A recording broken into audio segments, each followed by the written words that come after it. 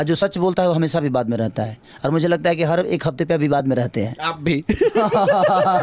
शत्रुघ्न से खेसारी लाल यादव बनने में कितना संघर्ष करना पड़ा आपको? कि मैं एक बिहार का बेटा हूँ, जिस तरह आप हैं और जिस तरह आपकी बातों को मैं हमेशा गौर करता हूँ कि आप हमेशा सच की बातें बोलते हैं और आपके अंदर एक ताकत बहुत है। तो कई लोगों के घर पे नौकर भी रहा हूँ।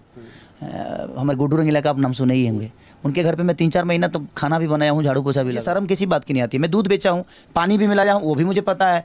मैं लिट्टी बेचता, पानी भी मिलाए हूँ। हाँ। कितना पानी मिलाए थे?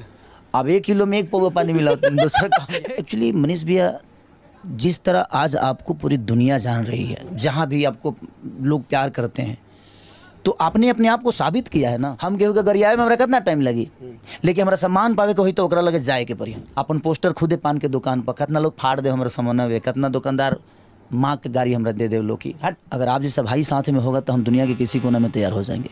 रीज़न सच्चे लोग मिलना चाहिए भैया। जी यह कहब कि अगर अश्लील कोनो चीज़ बा तो ओकरा पर विचार और बात कल बंद कर दिलो, वो काल्हे से सब कुछ बंद हो जाई। अपने आप लोग सभ्य की तरफ भागल शुरू। अच्छा मनीष भैया तो रोज एक ट्रेंडिंगे में रह ले।